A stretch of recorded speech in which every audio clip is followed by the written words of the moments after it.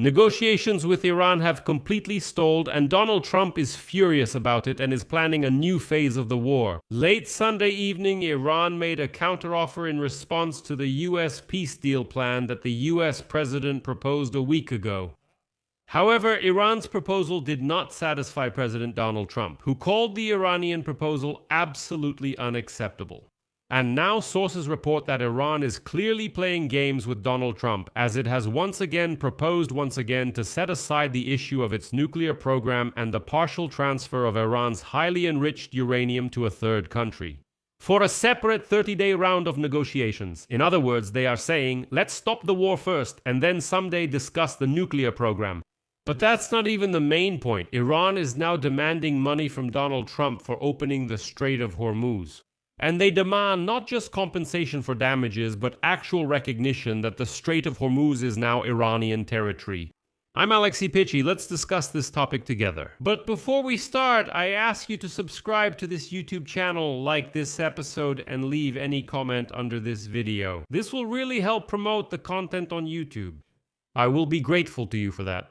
Also, subscribe to my Telegram channel, Peachy News. The link is in the description of this video. There we post breaking news as it comes in. So now let's get to the topic. Earlier, Iran finally responded to Donald Trump's 14-point peace proposal, but Trump was not impressed by this response. In fact, it made him even angrier. On his social network, True Social, he wrote, quote, "I just read the response from the so-called representatives of Iran. I don't like it. Absolutely unacceptable." It's interesting that Trump now calls them so-called representatives because just the other day he seemed to say that the deal was almost ready.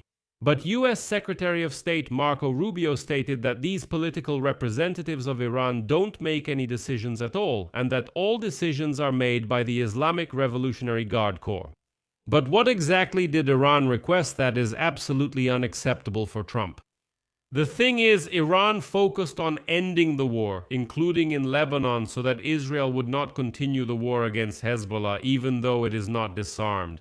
Tehran is once again demanding compensation for military damage, which amounts to billions of dollars, and insists on Iran's sovereignty over the Strait of Hormuz. In simple terms, Iran is saying, recognize that the entire Strait of Hormuz is no longer international waters. It is now our Iranian territory. Accordingly, every ship passing through this strait is required to pay us money because it is passing through our territory.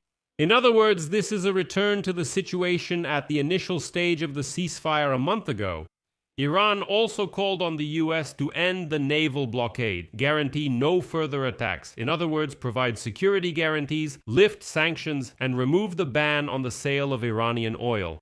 The U.S., officially, I remind you, has not published its proposals, but according to media reports, it is about a 14-point memorandum of understanding from Iran, which could pave the way for negotiations on the Iranian nuclear program. The ceasefire regime, intended to facilitate negotiations to end the war, is generally being observed, but at the same time, exchanges of strikes continue in the region, although their number is relatively small. Iran continues to block the Hormuz Strait, which further drives up global oil prices, and now, after Iran's response, oil is disappearing again. The US is tightening the blockade of Iranian ports, trying to put pressure on Tehran and get them to agree to their terms. Well, let's break it down a little here. First, what exactly was Donald Trump proposing? Trump's plan fits on one page and consists of 14 points. Washington is proposing that Iran commit to ending uranium enrichment. In exchange, the U.S. agrees to lift sanctions and unblock миллиарды замороженных иранских денег. Both sides also lift restrictions on transit through the Hormuz Strait. In response, Iran sends its own peace proposal to the U.S., also consisting of 14 points. At this point, it all just looks like some kind of circus. So it's just a paper exchange, nothing more.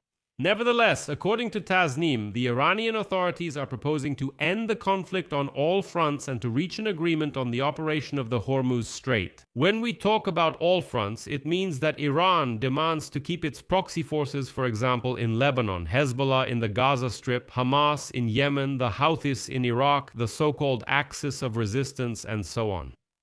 At the same time, Tehran has proposed to the US to allocate no more than 1 month for negotiations on the fate of the Hormuz Strait, and only after this month to move on to discussing the nuclear program.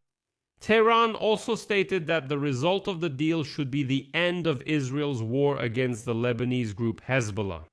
And on Sunday, the president of Iran, Masoud Pezeshkian, commented on the negotiations with the United States of America. He did not directly mention the American proposals, of course, but wrote, and I quote, "We will never bow our heads before the enemy. If we are talking about dialogue or negotiations, it does not mean surrender or retreat."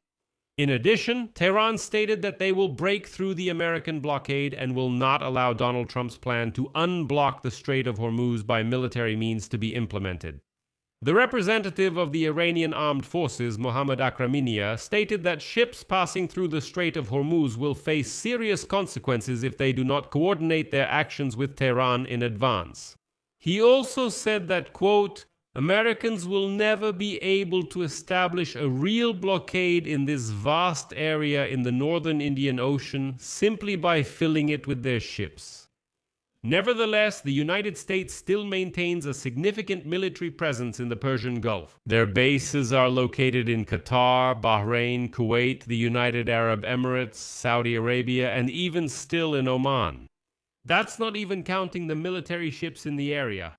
Meanwhile, reports keep coming in about the Sunday strikes that Iran is still carrying out against ships and countries in the region that are allied with the US. On Sunday, the United Kingdom Maritime Trade Operations Center, which monitors international shipping routes, reported that a cargo ship was hit by an unknown projectile about 43 kilometers northeast of Qatar.